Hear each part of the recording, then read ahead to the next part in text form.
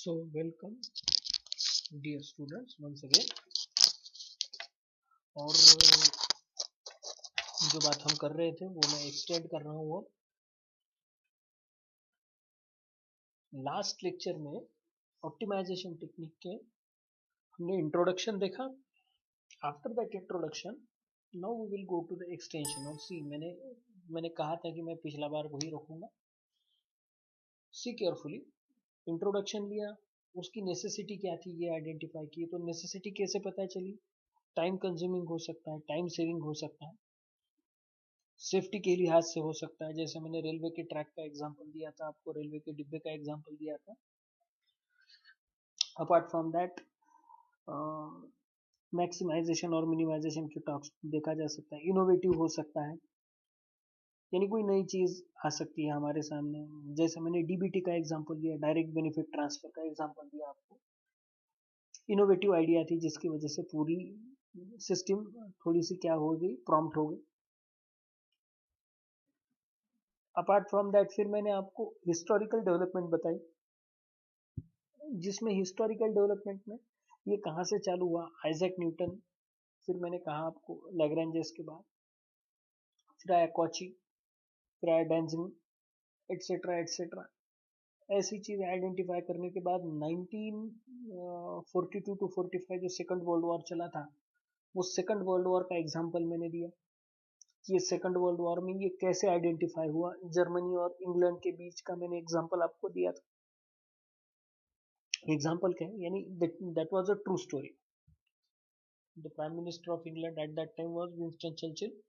So that was a true story which was given for you, and how the thing has identified. So let us move forward. Ab, what are the applications which are available for the, what are the engineering applications which we can deal, और जिसको हम देख सके कि कैसे applications. फिर हम देखेंगे parameters, statement, classification and classical optimization. Done. तो वो क्लासिकल ऑप्टिमाइजेशन का इंट्रोडक्शन ही होगा सिर्फ, ठीक है। So what are the engineering applications of optimization, one by one ध्यान से पढ़ते जाएंगे सो दैट हम इसको एनालाइज कर पाए, देख पाए कैसे हो जाता है। Minimum weight design of structure for earthquake, wind and other type of random loading. समझ में आ रहा है? यानी कभी भी जब हम स्ट्रक्चर डिफाइन करते थे, पुराने जमाने में लोड बेरिंग का स्ट्रक्चर हुआ करता था। लोड बेरिंग मतलब क्या? ऐसा समझ के चलो कि फाउंडेशन बनाते हुए पत्थरों का फाउंडेशन यूज किया जाता था। फिर अब हम उस पत्थरों के फाउंडेशन के पास निकलकर पाइल फाउंडेशन या कॉलम एंड बीम स्ट्रक्चर पे आ गए, और पर्टिकुलरली कॉलम बीम स्ट्रक्चर पर आते हुए भी हमने ऐसे डिजाइन बनाना चालू कर दिए अब घरों के, सो दैट वो 7 रिश्टर स्केल, 8 रिश्टर स्केल तक का भी अर्थक्वेक इजीली डील कर सके। और सिर्फ ये अर्थक्वेक की बात नहीं है, अर्थक्वेक के नियर अबाउट जो भी उसके साथ रिलेटेड चीजें हैं वो भी वो क्या कर पाए, डील कर पाए। ठीक है, ये मैं किसकी बात कर रहा हूँ? ये मैं बात कर रहा हूँ अर्थक्वेक की, उसके हिसाब से बनाए हुए सिविल इंजीनियरिंग के घरों की डिजाइन्स की। Okay, understood. सेकंड, अब water resource, design of water resource system for maximum benefit. अब ये क्या है? इरिगेशन के लिए कैसा आप उसमें क्या इनोवेटिव टेक्निक यूज करो सो दैट आप उसमें से बेटर रिजल्ट पाओ। Optimal plastic designing of structure, ये भी उसी कंडीशंस में आता है। Optimum design linkages of camps, gears, machine tools and other mechanical component. अब ये मैकेनिकल कंपोनेंट मतलब मैं छोटा सा एग्जांपल आपके सामने इस केस का देता हूँ, 7th नंबर का। ये जो 7th नंबर है ना, मैं उसका एग्जांपल दे रहा हूँ आपके सामने। The example is of mister Girish Wagh. The name of the engineer is mister Girish Wagh, who is currently heading the Tata Motors company. Tata Motors, huh? I'm not talking about Tata Group. It is the division of the Tata Group is Tata Motors, who is working in the Tata Motors. Who is this Girish Wagh? ये गिरीश वाघ वो आदमी है जिसने टाटा की 1 lakh rupees वाली car यानी Tata nano का design बनाया था। यानी अब वो डिजाइन कैसे बना था, ये भी ध्यान से सुनना। वो डिजाइन बनाते हुए उसने कम से कम ऐसे 50-100 नए पेटेंट्स आइडेंटिफाई किए थे। पूरी कार नई तरीके से बनाई थी, तो वो इंजन, उसके टूल्स, उसके लगने वाली मशीन्स, गियर्स, ये सब रीडिजाइन किए थे, तो पेटेंटेड था पूरा। यानी वो पूरा उसने इतना शॉर्ट यानी इतना ऑप्टिमम चीजों से बनाया था सो दैट कि वो उस छोटी सी गाड़ी में फिट हो पाए। So this is called as optimum design. Practical example है वो आपके सामने। Selection of machining conditions in metal cutting process and minimum production cost. अब ये मिनिमम प्रोडक्शन कॉस्ट के साथ, यानी कोई भी चीज हो आपके सामने तो आपको कॉस्ट मिनिमम चाहिए तो ही आउटपुट मैक्सिमम मिलता है। फंडामेंटली किसी भी कंपनी का पहला प्रॉब्लम ये होता है कि वो प्रोडक्शन कॉस्ट कैसे कम करे। जहां पर भी प्रोडक्शन कॉस्ट कम होती है कंपनी वहां पर उस सेक्टर में बड़ी खुश होती है, क्योंकि उसका प्रॉफिट उतना ही बढ़ जाता है। ये बात याद रखना। So minimum production cost is the most important thing. तो वो ऐसी कंडीशंस भी हमें आइडेंटिफाई करना, उसमें भी एप्लीकेशंस ऑप्टिमाइजेशन का यूज किया जाता है। Next, design of material handling equipment. Design of material handling equipment such as conveyors, trucks, cranes for minimum cost. अब ये design of material handling equipment यानी क्या, कन्वेयर्स, क्रेन्स। ये कन्वेयर का एग्जांपल देता हूँ। कन्वेयर बेल्ट होता है। कन्वेयर बेल्ट मतलब क्या, वहां पर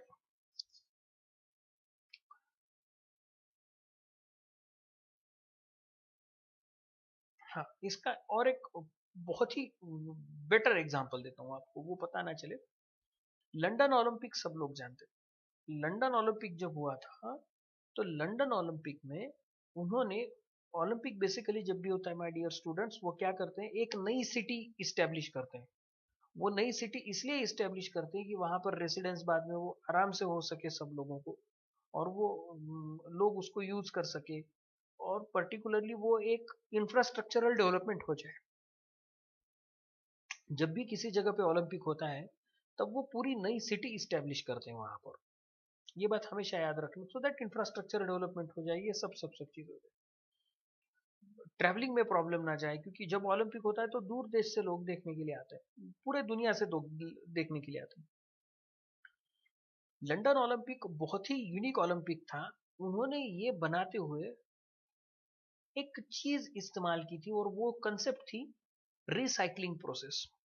अब वो रिसाइकलिंग प्रोसेस यानी उन्होंने जो भी मैक्सिमम नया खर्च करते ना करते हुए उन्होंने पुराने सिस्टम में से ही वो रिसाइकल करके मैक्सिमम चीजें बनाई थी। मेरा मेरा पॉइंट रिसाइकलिंग का नहीं है। मेरा पॉइंट ये है कि जब उन्होंने ये डिजाइन किया था तब वहां पर उन्होंने एक रेलवे ट्रैक डिजाइन किया था। Mark my words, which are very very much important. और वो रेलवे ट्रैक ऐसा था कि जहां जहां पर कंस्ट्रक्शन के काम चालू है वहां वहां पर वो रेलवे ट्रैक जाता था। यानी समझो 12-13 साइट से जहां पर कंस्ट्रक्शन का काम चालू है, तो उन्होंने वो 13 स्टेशन तैयार किए थे। समझो उन्होंने क्या किए थे, वो 13 स्टेशन तैयार किए थे। या जहां पर भी कंस्ट्रक्शन का काम चालू है वहां पर से वो क्या लेते थे, वो राइड लेते थे जिस भी आदमी को। और वो जो रेलवे ट्रैक था, उस रेलवे ट्रैक को जो उन्होंने वैगन जोड़ी थी वो बहुत बड़ी बड़ी वैगन नहीं थी, छोटी छोटी वैगन थी। यानी हम जो आप जो रेलवे देखते हैं वो रेलवे नहीं था, वो छोटा स्मॉल साइज वाला रेलवे। ऐसा इमेजिन करके चलो कि जो छोटा हाथी होता है ना अपना टाटा एस, वो टाटा एस जैसी छोटी गाड़ी होती है ना जिसमें लोड बेरिंग वाली जब हम चीज लेते हैं, वैसे वहां पर उतनी साइज की वैगन थी वहां पर। So why that was designed particularly in that manner, see careful. वहां पर उस वैगन्स में रेत भी होती थी, सीमेंट्स भी होते था, वाटर का अगर वाटर जरूरी है, पानी की जरूरत है तो वहां पर भी होता था। स्क्रू होते थे, नट बोल्ट एटसेट्रा एटसेट्रा, सभी चीजें जो कंस्ट्रक्शन के लिए लगती है, सभी चीजें, सभी ऐसी सभी चीजें थी उस वैगन में। ऐसी 15-20 वैगन उसको अटैच कर देते थे और रेलवे घुमाते थे। जहां से भी कॉल आए वहां पर रेलवे जाती थी, और रेलवे कंटिन्यू मूव करती थी। आपको सिर्फ क्या करना है, जहां पर आपका कॉल है, आपको कॉल पर से पता चलता था कि रेलवे की लोकेशन क्या है, रेलवे कब तक आपके पास आने वाली है, और वो वहां से आप टाइम मैनेजमेंट करके जहां पर भी जब रेलवे आपके पास आए उसका आप हैंड ब्रेक दबा दीजिए या वहां पर ब्रेक दिखा दीजिए आप अपना, सो दैट वो वहां पर रुक जाए। आपको जो चीजें चाहिए, जितनी चीजें चाहिए वो निकाल लीजिए एज अ सुपरवाइजर, और निकालने के बाद आप उसको गो करने के लिए कह दीजिए, वो वापस चले जावे। सो ये सिस्टम उन्होंने डिजाइन की थी। तो ये सिस्टम डिजाइन करने के बाद ऐसा समझ के चलो कि आपका डाइनिंग टेबल बहुत बड़ा है, हर जगह हर एक चीज नहीं जा सकती, तो एक छोटी सी रेलवे उन्होंने कर दी। उस रेलवे में सभी जो खाने की चीजें हैं, जो डिनर या लंच का हिस्सा है वो अटैच कर दी। तो जिसको भी चाहिए वो उसको रोके, जो चाहिए वो ले ले, और बाद में फिर वो डाइनिंग टेबल पे पूरी घूमती रहे। See this was the concept. How innovative this is. वो इनोवेटिव होने की वजह से क्या हुआ, उनको बार बार सब चीजों की रिक्वायरमेंट ना देनी पड़े। सबसे पहले वो जितनी रिक्वायरमेंट है उतनी रिक्वायरमेंट रात को कलेक्ट करते थे। वो रात को कलेक्ट करने के बाद सुबह आपकी ट्रेन उतनी पैक होती थी, और पैक होने के बाद वो ट्रेन घूमती थी, जितना चाहिए उतना वो सब ले लेते थे। Time management, space management, and particularly वक्त के साथ साथ उन्होंने हर जगह, यानी सी केयरफुली, 15 15 20 20-25 साइट पे अगर आपका कंस्ट्रक्शन चालू है, तो हर जगह अगर आपको इंडिपेंडेंटली चीजें प्रोवाइड करनी पड़े तो कितना ह्यूमन इंटरवेंशन लगता था, कितना मैन वर्क आता था। अब मैन वर्क का कोई सवाल ही नहीं है। हर एक साइट के ऊपर साइट इंजीनियर है, साइट सुपरवाइजर है। साइट सुपरवाइजर साइट इंजीनियर को रिक्वायरमेंट देगा, साइट इंजीनियर रात को वो रिक्वायरमेंट अपलोड करेगा। अपलोड करने के बाद दूसरे दिन सुबह उतनी वैगन्स के साथ वो चीजें फिलअप हो जाएंगी, और जैसे आपको जरूरत पड़े वो वहां पर चीजें आइडेंटिफाई होती जाएगी। As simple as it is. Next, design of design of pump, turbines and heat transfer equipment for best maximum efficiency. ये तो बताने की जरूरत ही नहीं है। पहले आपके फैन की साइज क्या हुआ करती थी, पहले आपकी चीजों क्या हुआ करती थी, अब आपके फैन कैसे हैं, टीवी कैसा हुआ करता था, अब कैसा है। ऑप्टिमाइजेशन, टीवी का optimisation, optimum design of electrical machinery such as motors, generators, transformers, same example अभी दे रहा हूँ। Optimum design of electrical network, same example है। Shortest routes taken by sales person visiting various cities during one tour, same example है। अब इसका extension भी बताऊंगा मैं आपको। एरोस्पेस का भी कहीं ना कहीं एग्जांपल होगा। Optimal production planning, controlling and scheduling, analysis of statistical data and building imperial models from experimental results to obtain the most accurate representation of physical phenomena। ये सभी चीजें जो मैं बोल रहा हूँ उसी का एग्जांपल है। Optimum design of chemical processing equipment and plant, ये काफी इंपॉर्टेंट है। Optimal design of chemical processing equipment and plant, आपने बीच में थोड़ा सा एक न्यूज पढ़ी होगी। धुलिया में शिरपुर नाम का एक छोटा सा तालुका है, वहां पर एक केमिकल फैक्ट्री में आग लग गई थी। तो वो केमिकल उड़ गया था और अनफॉर्चुनेट चीजें हो गई थी। तो वो बहुत बड़ी आग लग गई थी और बहुत हेवी नुकसान हुआ था। सो पर्टिकुलरली ये जो केमिकल प्रोसेसिंग इक्विपमेंट होती हैं, वो chemical processing equipment highly flammable होती है। आप बीच में अभी ये कोरोना का काल चालू है, तो आप ये भी देखते होंगे कि आप सैनिटाइजर यूज करते होंगे, every now and then you use sanitizer. और वो सैनिटाइजर यूज करने के बाद आप ये कहते हैं कि ये सैनिटाइजर लगाने के बाद आग के पास नहीं जाना चाहिए, पर्टिकुलरली जब तक वो सैनिटाइजर सूख ना जाए। तो ये आग के पास क्यों नहीं जाते, अगर आप आग के पास चले गए तो उससे क्या हो सकता है, आपको वो जल सकता है, फ्लेमेबल हो सकता है, हाईली फ्लेमेबल वहां पर लिखा हुआ रहता है। सो ये सब कंडीशंस देखने के बाद ये जो केमिकल प्रोसेसिंग प्लांट्स हैं उसका डिजाइनिंग इतना ऑप्टिमम होना चाहिए सो दैट सेफ्टी के हिसाब से वो प्रॉपर बन जाए। क्लियर है इतना। ठीक है। Next, designing optimum pipeline network for process industry, same case कह रहा हूं मैं। Selection of a site for an industry, this is important. Selection of a site for an industry, अब how the site can be selected. Selection ऐसा होना चाहिए so that road network नजदीक हो। आप खुद बहुत अच्छे से जानते हैं, हार्ट ऑफ द सिटी का रेट और सिटी के बाहर का रेट, जमीन का फर्क होता है। अब सिटी के अंदर का रेट क्यों सिलेक्ट करते हैं, सिटी का अंदर का रेट ज्यादा क्यों होता है? वो इसलिए ज्यादा होता है क्योंकि वहां से सब चीज क्या होती है, नजदीक होती है। Everything is near, near and there. So considering that, maximum times हम सिटी के अंदर रहना पसंद करते हैं। और इंडस्ट्री के लिए हम सिटी के अंदर कभी भी इंडस्ट्री डालना पसंद नहीं करते, इंडस्ट्री सिटी के बाहर होनी चाहिए। वो सिर्फ इसलिए क्योंकि वहां पर मुझे खेलने के लिए ज्यादा वक्त मिले, जगह ज्यादा चाहिए। सिटी के अंदर जगह मैं डालूं तो उतनी ही भी जगह मुझे यूज करने के बाद, ट्रैफिक के प्रॉब्लम कंसिडर करने के बाद, मेरे ट्रांसपोर्टेशन के प्रॉब्लम कंसिडर करने के बाद मुझे कभी भी ऑप्टिमम सॉल्यूशन नहीं मिलेगा। इसीलिए जब भी आप सिटी के बाहर जाते हो तो वहां के ट्रैफिक आप खुद डिजाइन कर सकते हो, रोड बड़े बड़े हो सकते हैं। सो इसीलिए site selection is an important concept, और उसमें भी ऑप्टिमाइजेशन बहुत बार होता है। ठीक है। Next, planning of maintenance and replacement of equipment and reduce operating cost. बहुत बार हम ये देखते हैं कि मैक्सिमम टाइम, अब आप जब पुराना फ्रिज और नए फ्रिज, क्या फर्क है पुराने फ्रिज में और नए फ्रिज में? आपने देखा होगा तो वहां पर एक हॉलमार्क आता है, उसके साथ एक स्टार इंडिकेटर आते हैं, 2 star, 3 star, energy efficiency star. वो हर एक फ्रिज में मेंशन हुआ रहता है। लेते हुए हम ये देखने का ट्राई करते हैं कि कौन सा फ्रिज कम से कम एनर्जी लेगा।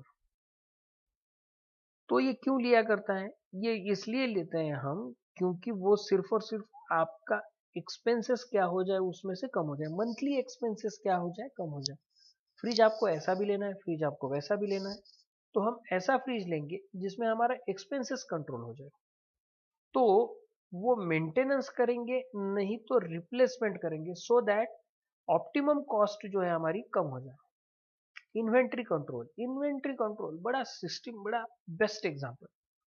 कभी भी घर में देखा होगा तो शाम में आपकी माँ आपको पूछ के खाना बनाती है, तू किती जेवणार, तुला भूख कशी है, एटसेट्रा एटसेट्रा सवाल पूछे जाते हैं।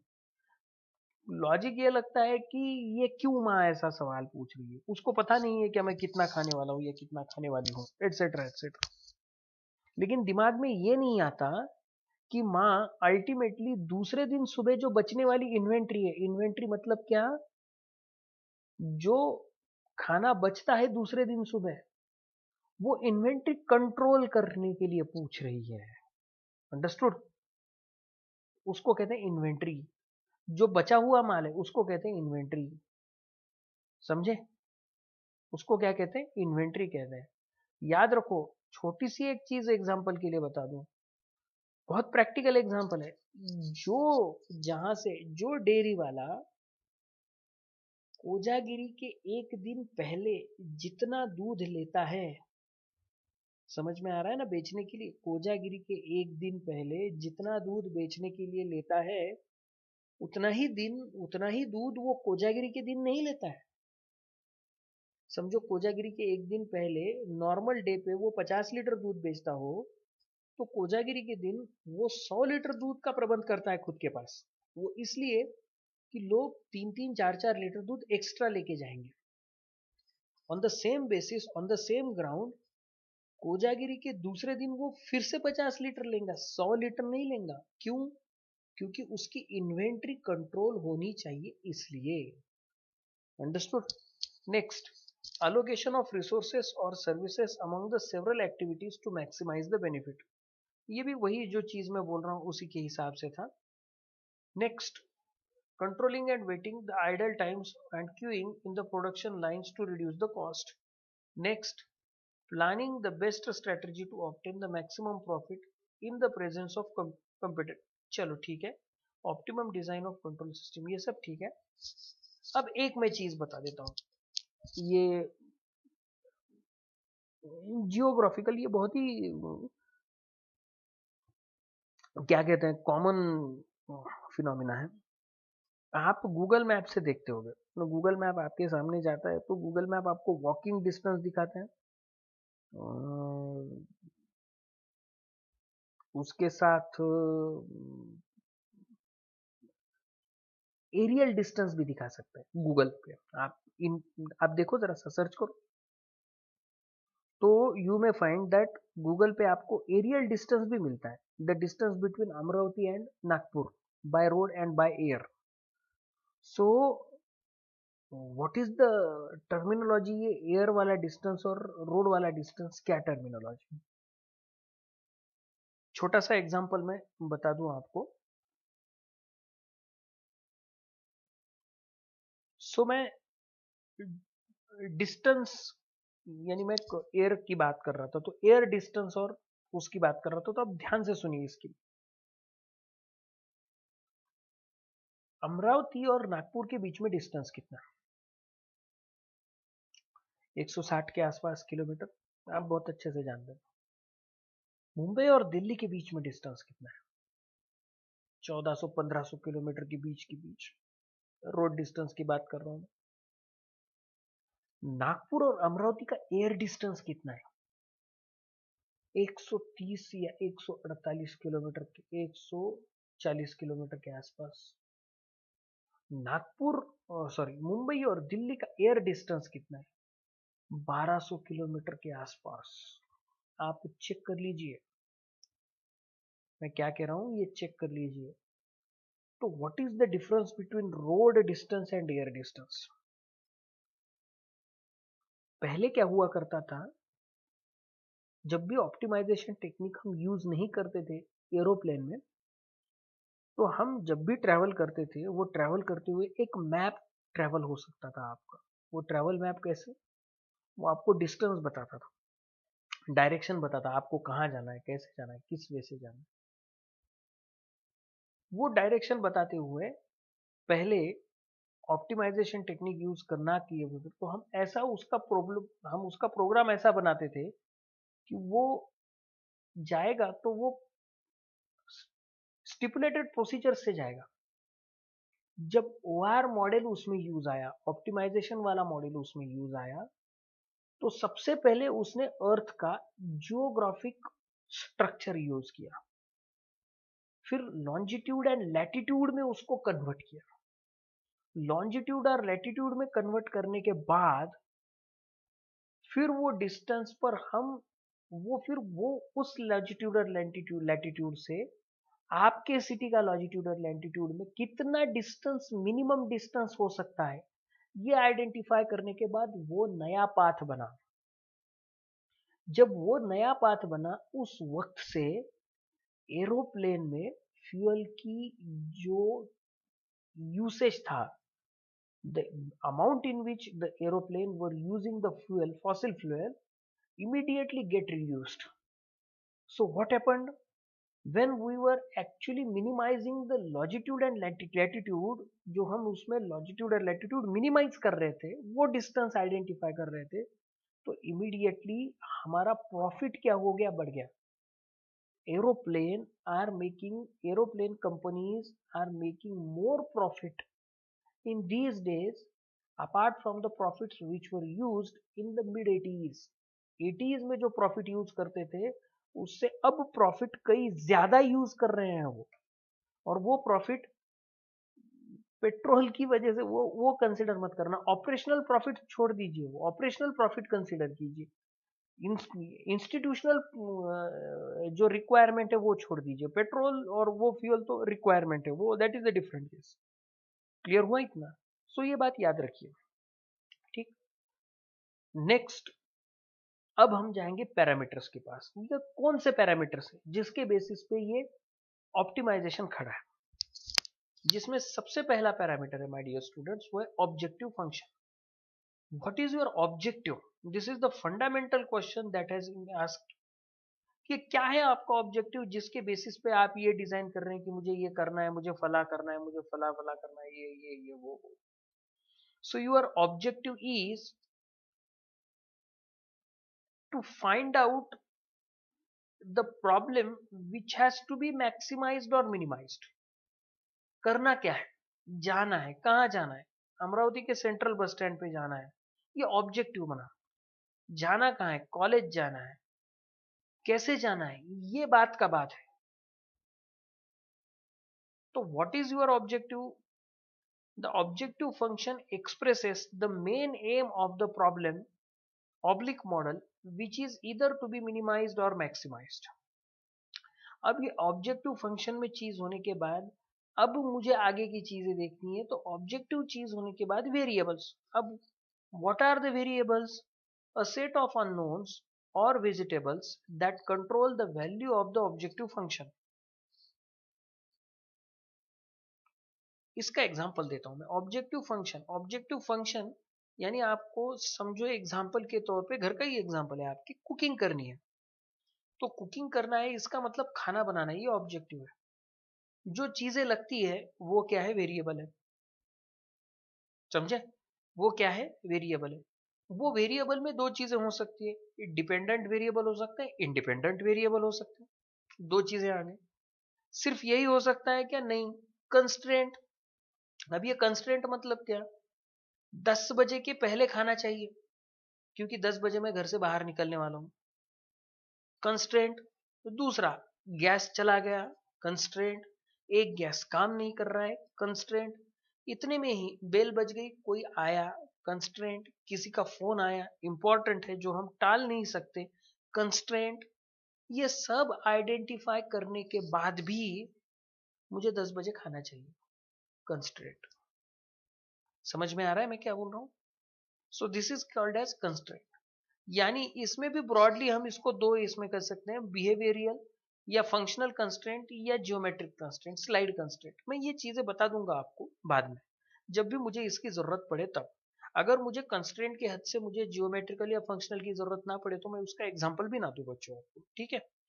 नेक्स्ट, अब ये statement of an optimisation problem. अब what is the statement of an optimisation problem? Statement मतलब क्या? स्टेटमेंट का मतलब ये होता है कि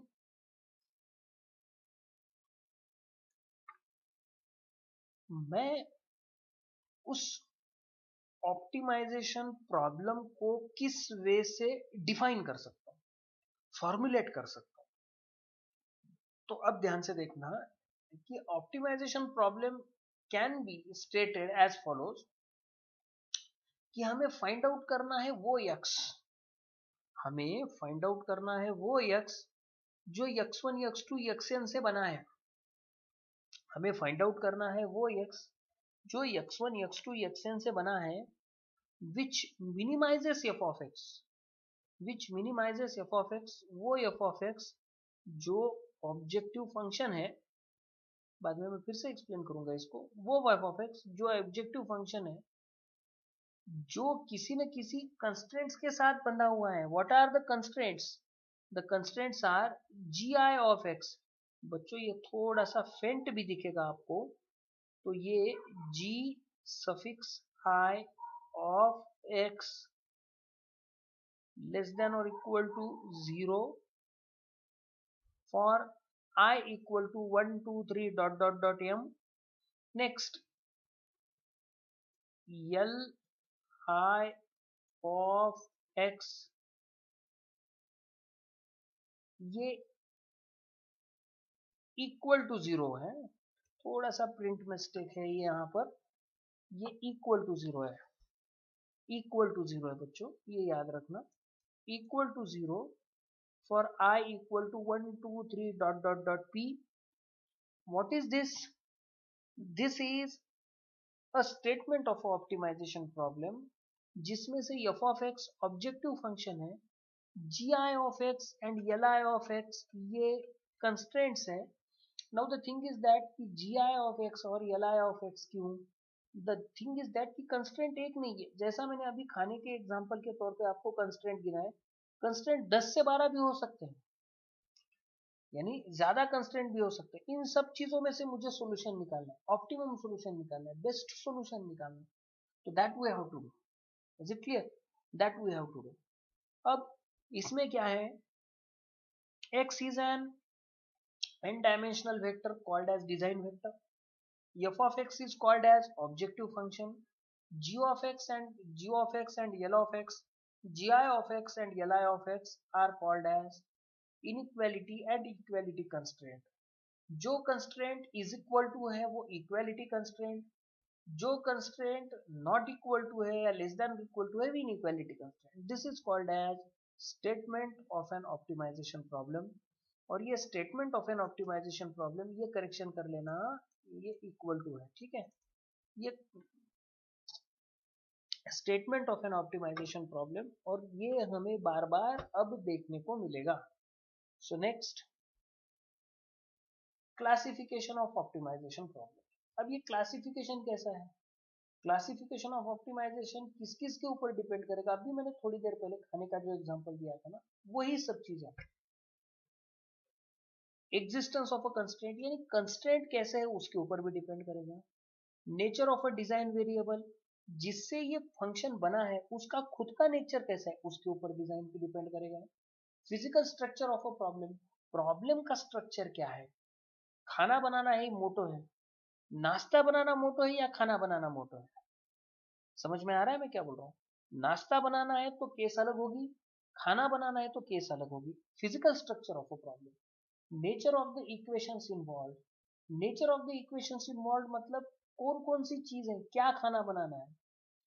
खाना बनाते हुए भी अगर जल्दी बनाने वाली खाने या सब्जी एटसेट्रा एटसेट्रा अगर हो तो बात अलग. अगर वो इक्वेशंस ज्यादा वक्त ले तो मुझे दूसरे कोई चीज, यानी रिमीडियल एग्जांपल, रिमीडियल चीज यूज करनी पड़ेगी. Permissible values of design variable, design variable कहाँ तक अलाउ करता है. यानी कभी कभी ये हो सकता है कि आपको तो खाना बनाना है, खाना बनाते हुए आपको ये बनाना है कि आपने स्वीट बनाना है. स्वीट बनाते हुए आपको ये भी याद रखना है कि मैं शुगर, कोई घर में शुगर का पेशेंट है, यानी आपको स्वीट बनाते हुए आपने उसको शुगर फ्री लेना है या आपने शुगर कम रखनी है. ये एक भी सिचुएशन हो गई मेरे सामने. Deterministic nature of the variable, variable का नेचर क्या है. Next, separability of the function, function separable हो सकते हैं क्या, ठीक है. दूसरा, number of objective function, objective function एक ही है या ऑब्जेक्टिव फंक्शन दो है. मल्टी वेरिएबल ऑब्जेक्टिव फंक्शन भी हो सकता है. तो उस केस में भी हमें देखना पड़ेगा कि ये क्या है. हर एक चीज आइडेंटिफाई करके ही करनी पड़ेगी, विदाउट दैट ये नहीं होगा, ये बात याद रखिएगा प्लीज. सो ये है बेसिक क्लासिफिकेशन किसका, ऑप्टिमाइजेशन का. नेक्स्ट, अब classical optimization. What is classical optimization? अब ये क्लासिकल ऑप्टिमाइजेशन फंडामेंटली डिपेंड करेगा तीन चीजों के ऊपर. Number one, single variable optimisation.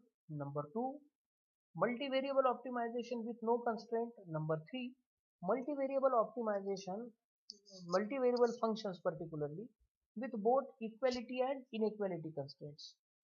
अब ये सिंगल मेथड और क्लासिकल ऑप्टिमाइजेशन जो है वो पर्टिकुलरली फाइंड आउट किया जाता है ऑप्टिमम सॉल्यूशंस किसके लिए, डिफरेंशिएबल फंक्शन के लिए और कंटिन्यूअस फंक्शन के लिए. Continuous and differentiable function fundamentally ऐसे कहते हैं, जिसके तीन टाइप होते हैं. Single variable optimization, single variable function जिसमें होता है, मल्टी वेरिएबल फंक्शंस हो सकते हैं, multi variable functions with constraints हो सकते हैं, equality and inequality constraints. So dear students, आज के लिए मैं यहीं पर रुक रहा हूँ. नेक्स्ट क्लास में हम सिंगल वेरिएबल ऑप्टिमाइजेशन देखेंगे सिंगल वेरिएबल फंक्शन के साथ, बाद में मल्टी वेरिएबल ऑप्शन ऑप्टिमाइजेशन देखेंगे, उसके कुछ प्रॉब्लम्स देखेंगे और वहीं पर ये यूनिट वाइंड अप हो जाएगा. ठीक है, thank you, thanks a lot.